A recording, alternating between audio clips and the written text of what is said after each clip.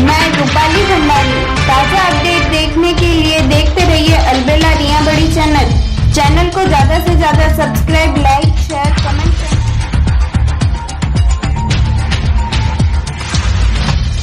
सारा matter start हुआ। Planning तो सर मार्च महीने से स्टार्ट हो गई थी, करीब 8 तारीख से सारी प्लानिंग स्टार्ट हुई थी मार्च महीने से। इनकी जो सारी रणनीति है वो इसलिए, जब मैंने उनसे पूछा कि ये कैसे क्यों, उन्होंने बोला कि यार मैंने क्या बोलते हैं अड़बड़े, मैंने एसपी ने थानेदार बना दिया मैंने। तो एक तो वो चीज़ कहीं ना कहीं उनको हर्ट कर गई थी शायद अंदर। किसको? गुमान सिंह जी साहब कर्नावट, जो उनको जो पद मिलने वाला था वो पद नहीं, उनका आपस में थोड़ा कुछ आर्ग्यूमेंट भी हुआ था गुरुदेव के बीच में और उनके बीच में। फिर धीरे धीरे इनको आगे और संस्था को हथियाने के लिए और अपने पद को और कुर्सी को बचाने के लिए उन्होंने सारा षड्यंत्र रचा, सब कुछ अपने हाथ में लेके। और एक छत्र राज किसने रचा? सर ये सभी चारों जने थे उसके अंदर, और कोई वो अंदर इंक्लूड तो पता नहीं, लेकिन मेरे सामने वो 4 जने थे। सुरेंद्र जी साहब पिपाड़ा, गौतम चंद जी साहब विनायकिया, गुमान सिंह जी साहब कर्नावट और एक पदम चंद जी साहब खाबिया। उन्होंने आपको कैसे ब्लैकमेल किया? ब्लैकमेल सर ऐसे नहीं किया, उन्होंने यही बोला कि जब मेरी नौकरी उन्होंने मुझसे ले ली थी तो मैं उनके पास गई थी, मुझे नवल सर ने बोला था आप इनके पास जाओ और इनको बोलो कि यही लोग कुछ कर सकते। तो मैं उनके पास गई तो उन्होंने बोला कि मैडम हम सब कुछ ठीक कर देंगे और यहाँ के सुदर्शन लाल हम हैं, तो डरने की कोई जरूरत नहीं, आपको कोई नौकरी से नहीं निकाल सकता। हम बैठ के इस बात की चर्चा करेंगे। फिर आपने महाराज साहब क्या क्या ब्लेम लगाए? महाराज साहब से ब्लेम सर वही जो उन्होंने मुझसे बोला कि आपको ऐसे बोला है कि वो इसमें क्रिया में नहीं है, आचार्य श्री जी क्रिया में नहीं है। और कुछ क्रिया में नहीं है, उसमें सारी चीजें आ जाती है। अब थोड़ा सा डिस्क्लेम करो ताकि सब जान सकें। क्रिया में नहीं है, लेडीज लोगों से संपर्क है और जो भी है नाइट में जैसे खाना पीना सारी चीजें उन्होंने जैसा जैसा बच्चे को बोला और मुझे बोला, और बाकी नौकरी या मेरे बच्चों पर, क्योंकि एकमात्र वही जरिया थी नौकरी, तो मैं उनके दबाव में थी उस वक्त।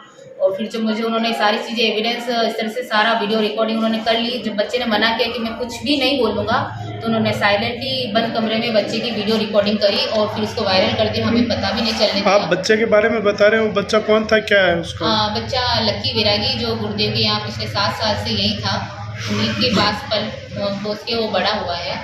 उसका नाम लकी है, लकी वैरागी के नाम से उसको सभी जानते हैं। और स्वाध्याय संघ की जो बुक्स है उसमें उसका नाम महाराज साहब की और आपकी ऐसी कोई फोटो है क्या? कोई फोटो, ऐसा कोई वीडियो, ऐसा कोई एविडेंस ना तो कल था और ना आज है। एक आचार्य को आचार्य पद से उतारने के लिए ऐसा कोई सॉलिड एविडेंस उनके पास नहीं है, वो सिर्फ एक षड्यंत्र है। और उनके पास क्या एविडेंस प्रूफ नहीं है, क्या एविडेंस था कुछ भी नहीं उनके पास है। तो क्या है सर, बच्चे खाना बना रहे हैं वो फोटो है, और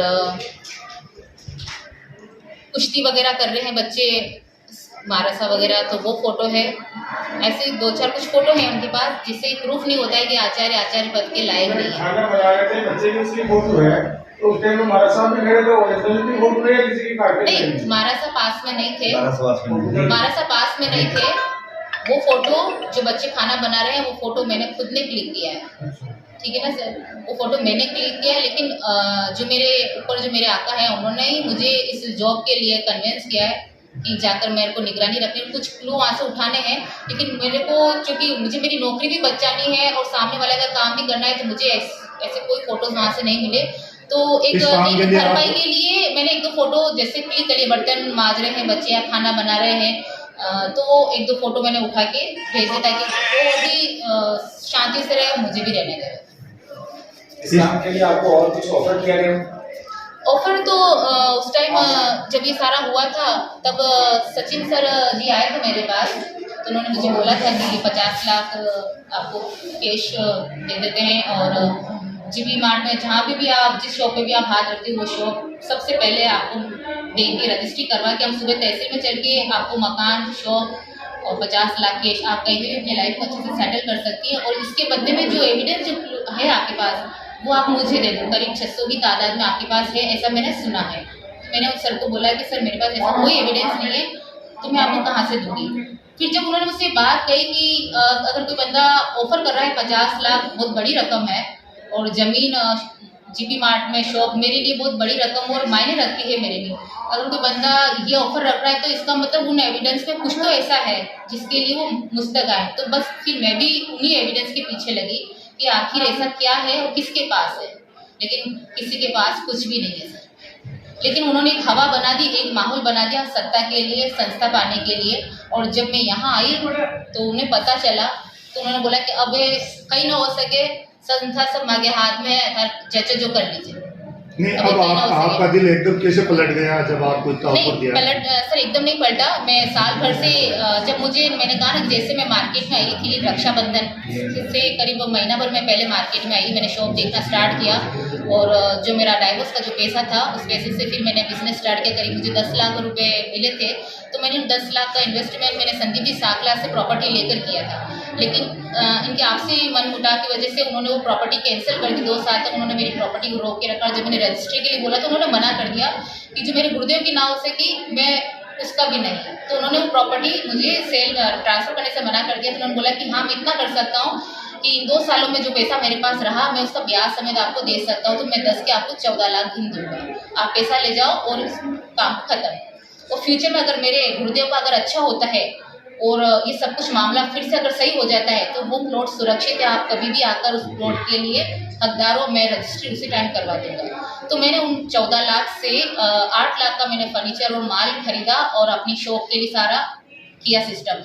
बचे 6 लाख से 6 लाख का मैंने एक प्रॉपर्टी वाले से बात करके मैंने मकान के लिए उसको बोला और बाकी 7.5 का मैंने एक बैंक से अभी लोन लेके और कुल मिला के 13 लाख का मैंने बैलेंस बना के मकान के लिए अप्लाई किया। आपके हिसाब से महाराष्ट्र निर्दोष थे? पहले भी निर्दोष थे, अब भी निर्दोष? बिल्कुल निर्दोष। ये सारी सोची समझी इनकी सबकी प्लानिंग थी। इन्होंने अपना स्वार्थ के लिए इन्होंने मेरे और मेरे बेटे का इस्तेमाल किया और मेरे बच्चे की लाइफ बर्बाद कर दी। जिस बच्चे के लिए वैराग्य के लिए दीक्षा दिलाने के लिए मैंने अपना घर परिवार सब कुछ दांव पे लगा दिया।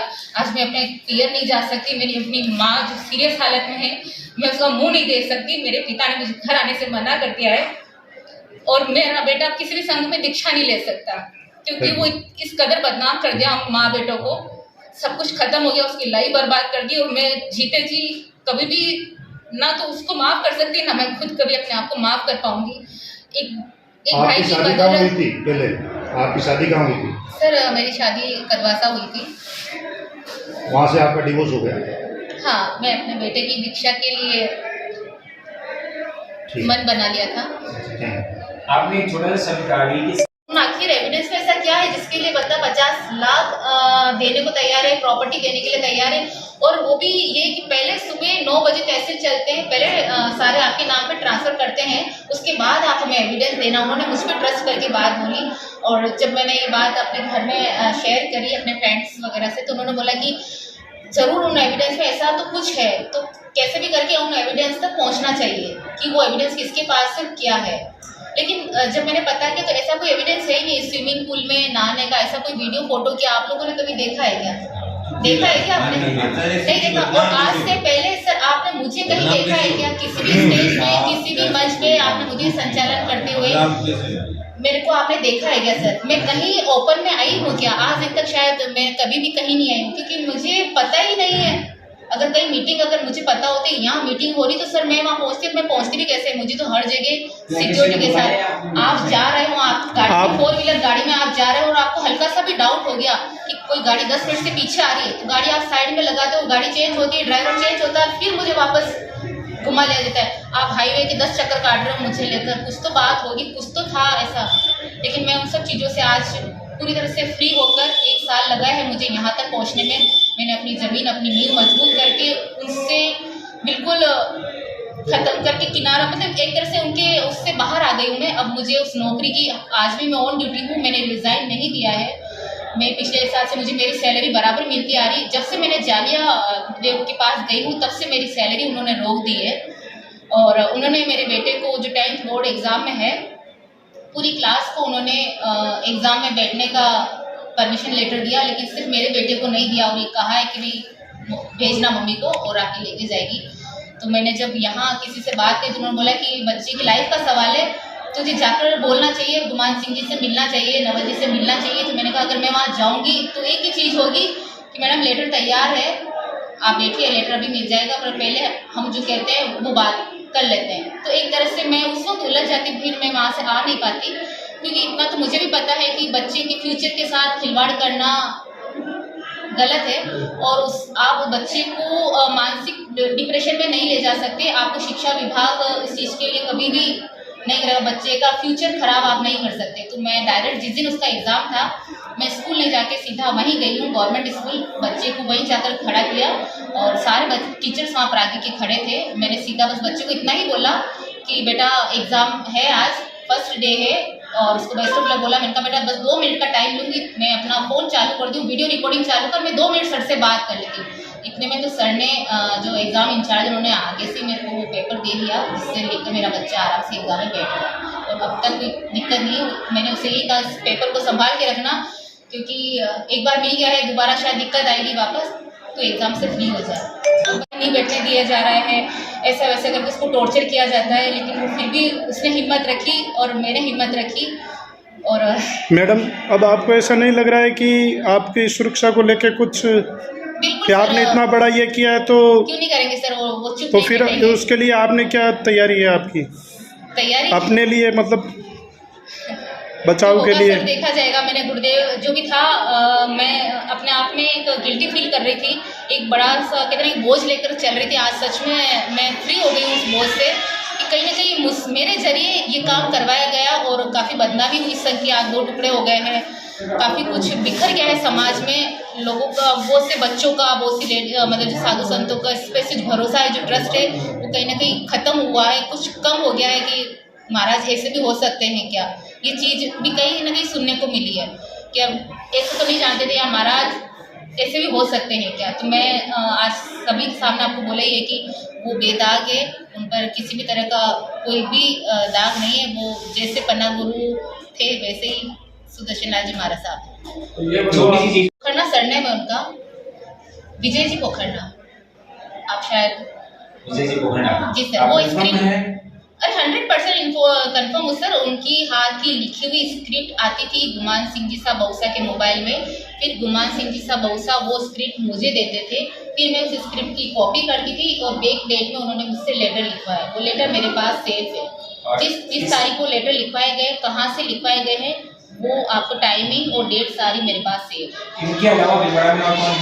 सर और कोई भी नहीं, जिन्होंने स्क्रिप्ट, हाँ बाकी जिन्होंने किया है मेरे लिए सर, उन्होंने जो भी किया है मेरी सेफ्टी के लिए, उनको सारी चीज़ का नहीं पता है एक्चुअली। जैसे आप जैसे बड़े व्यक्ति ने अगर कुछ कह दिया है कि आपको काम करना है, जैसे आज मुझे बोला गया है अभी कि मैडम को खाविया जी के घर पे सुरक्षित रखना है, पहुंचाना है, कि कोई दिक्कत नहीं आनी चाहिए, तो ऐसा ही उन्होंने किया है उस चीज़ को फॉलो। और काफ़ी लोगों ने मुझे सपोर्ट किया, मैं काफ़ी डिप्रेशन में, टेंशन में भी आ गई थी, मैं बीमार हो गई थी, सब कुछ